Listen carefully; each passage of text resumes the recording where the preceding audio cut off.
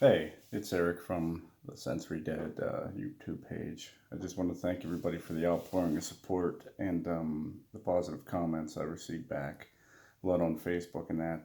Just want to let you guys know. I wanted to do a quick little guide on what we did to, attack the problem once we stopped weathering the storm and just dealing with the meltdowns on a one-to-one basis. Initially, we had a short-sighted view of this that we figured if we got through one, kind of the 1 second at a time approach. If we got through this meltdown, we'll deal with the next one when it came. Eventually, what we did was, kind of remember back to high school science class and something called the scientific method. So obviously, I wasn't a great student in high school, but I did remember, and I was able to Google it. It's not off the top of my head, but basically, we started out with the steps of that. Identify the problem. Question what the problem is, and see if Leo would explain it to us. A lot of times, though, the meltdowns are so severe that I don't think he can control them. I don't think he has any way of even monitoring himself in that. So to question the problem or see the root cause of the problem to try to analyze what exactly set him off. Um, that was a big thing. Once we could identify a bunch of those, we could go to the next step, which is to research them, see how they happened, to see what caused, what were the variables involved, and is there any way to, you know, go to the next step, which is to hypothesize, like, can we mitigate those variables or those triggers? A lot of times you can't. I mean, especially, in the home place, it's a lot easier to do that. The problem is, even when we do the therapies and stuff of that nature that we've done, a lot of times it's you and your child or the counselor and your child. And I can tell you right now, he's one of the greatest kids in the world, one on one. And then you get all these variables and you get all these people involved, and sometimes a classroom or, for a normal kid, they can raise their hand and be called on.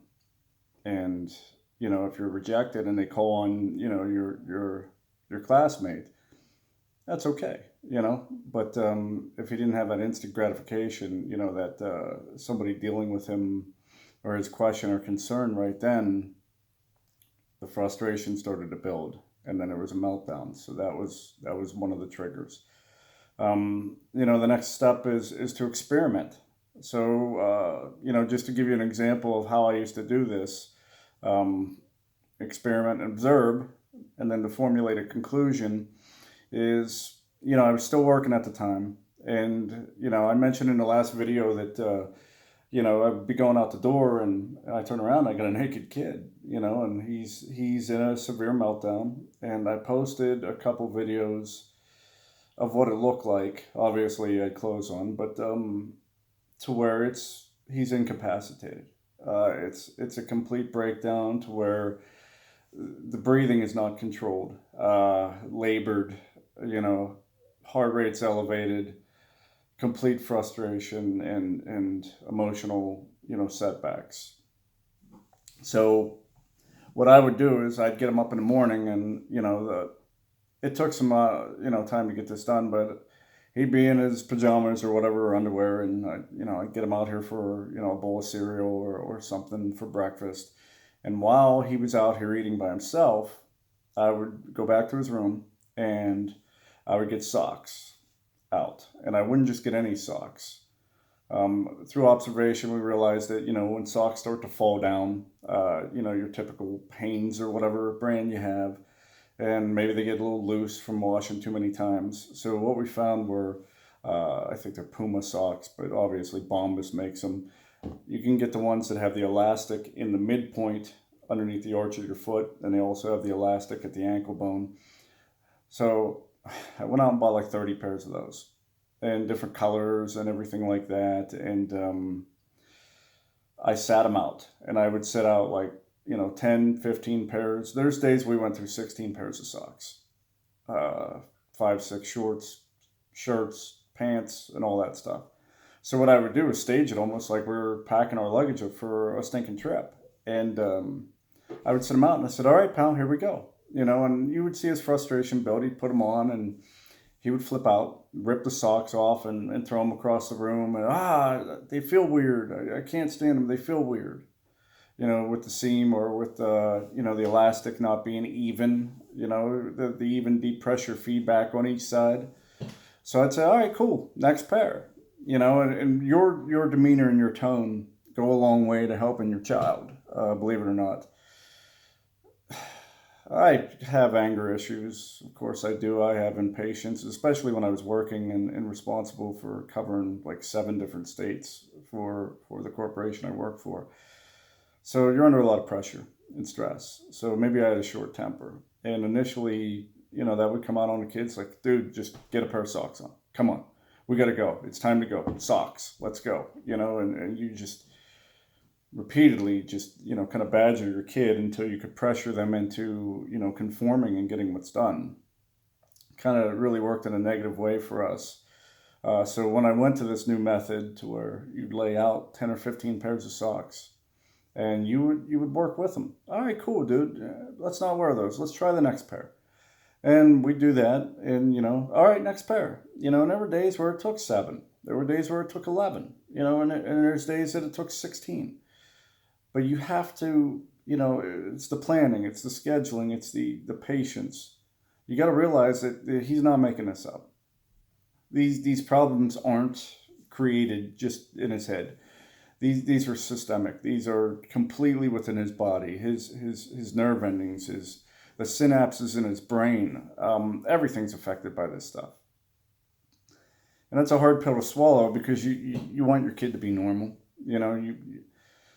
You think they're capable of getting past things, especially when you look at it like you diminish the importance of these things, and it's human nature. I mean, we all do it, So if you're a parent that's overwhelmed with this stuff, I can tell you, I've looked in the mirror. I still look in the mirror almost every day and know that I need to get better. So whenever we do the pants, I would lay out like 5 or 6 pairs of pants. And mostly, like we talked about in the last video, I would get, maybe some from the Salvation Army or Goodwill store or something that have been washed a handful of times. Excuse me. And get those put together so that they had an elastic band. The strings, because of the tying, that's too many variables and how tight or how loose they can be. So a good elastic band that's good fitting was a good solution for that.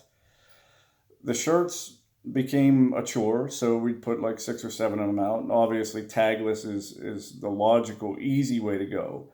But that doesn't always work. You look at, there could be seams in them. It could be more pronounced. It could be a fabric thing.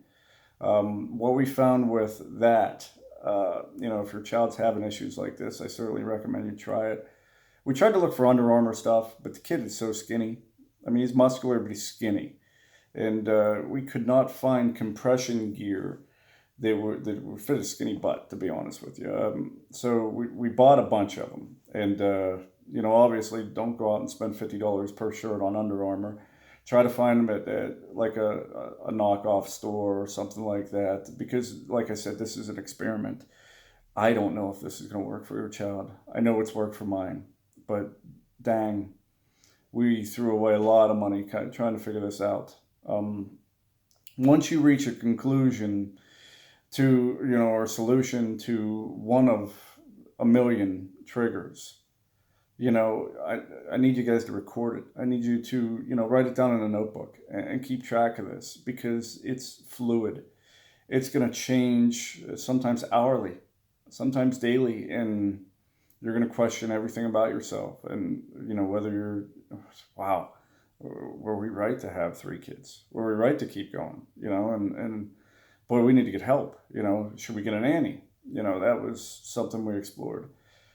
Should we put them on medication? And I can tell you that we fought that the whole way. My wife being in the medical field and a pharmacist knows everything about medication.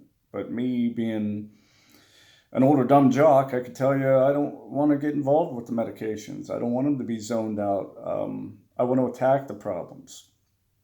So one of the mantras I have for him, well, for all my kids, because we do a regular workout plan, which I will post for you guys soon. I'd like to have the kids involved in that. I have some smaller videos in that.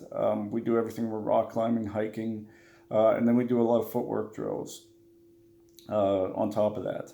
And I'll get that guy to you guys as soon as possible. But one of the things I look at for him is, you got to get better every day. I'm a big believer in if you're not getting better, you're getting worse. You're not staying, everything is rented. I was a former personal trainer, and what I can tell you is you rent any body that you're in, and if you don't put the work in every day, rents do. And you're going to start to lose, and become complacent. So it's the same thing with the sensory needs. You really have to, even if it's just reading, even if it's just you videotaping one of your child's meltdowns and showing it back to them and just trying to have a discussion about it. A lot of times your kid's not going to want to talk about it. They're not going to like to watch it. And I have a video that my wife read a story off of one of her Facebook groups that she follows. We lay in bed at night and this is the stuff we talk about. You watch Netflix and how can we make him better, And we interrupt the show. I'm like, hey, look at this. This is a great idea. Maybe we should try this with him, because we're willing to try anything. And I'm willing to listen to anybody that thinks something will help, and I'll give it a shot. Because what do I have to lose when I'm already at just horrific meltdowns? And all the severity has gotten way less, and people from the outside are like, man, he's so much better. But you don't see that when you're close up. It's kind of like losing weight. You don't see it in the mirror, until somebody says, wow, you look great, and it's the same concept in trying to build your kid. And don't ever say you got to fix your kid or heal your kid. We're not doing that. We're building them, because they're a blank slate. We need to bust our ass as parents and build something that is unbreakable. You can't be teased. You can't be attacked. That we go with the martial arts. We go with strengthening, training and everything. We go with mental toughness, because, you guys can see on Facebook. You can see anywhere in the world right now. If you show weakness, it's okay to show weakness, but you better be able to protect yourself. So we've tried to work with him on that and know that, hey, buddy, we're building you stronger than anybody else. And another mantra I use with him and all the other kids is, average is not acceptable. You are too special. You have the ability to be too special of a person, but you're never going to do that unless you put in the work, because I guarantee somebody out there is putting in the work, and if you don't get better every day, somebody's going to surpass you, and you're not going to achieve all the things that we know you can do. So as a parent, you got to look at yourself the same way, and when we finally stopped weathering the storm and looking short-sighted and just trying to get to work on time, trying to get to that next meeting, trying to make that next sale, or, take care of that next person that we need to, things changed. And they started changing for the better. And, you could set up metrics and start to analyze and see where you're at with this stuff. And once you, take, like I said, just even a rudimentary scientific approach to where where you were, how rough it is, where you are now, and you could see where you're going in the future, and you could set attainable goals. I know it sounds, cliche, but it works, especially with this stuff, because being a parent to this kind of child and then fighting to explain to the other kids why you don't correct them the same way, and having to explain to, a 9-year-old that's way too intelligent for her own good that, your brother's special, but he's not, bad for that, and it's a tough place to be. But, if you guys post your questions or anything like that, if you have any situations, I haven't seen everything. I'm damn sure not an expert on this stuff, but I've lived it for years, 24/7, stay-at-home dad. And maybe I've gone through what you've gone through. Maybe I'm going, I've seen where I can help you. And if I can, I'll see what I can do. All right. I really want to thank all you guys for subscribing and watching these videos. Looking in the mirror at yourself and talking about this stuff. Yesterday's video was pretty difficult, and it took me a bunch of times to film it. So bear with me. I'm new to this, and it's emotional, but I'm going to stick with it. Thanks a lot, guys.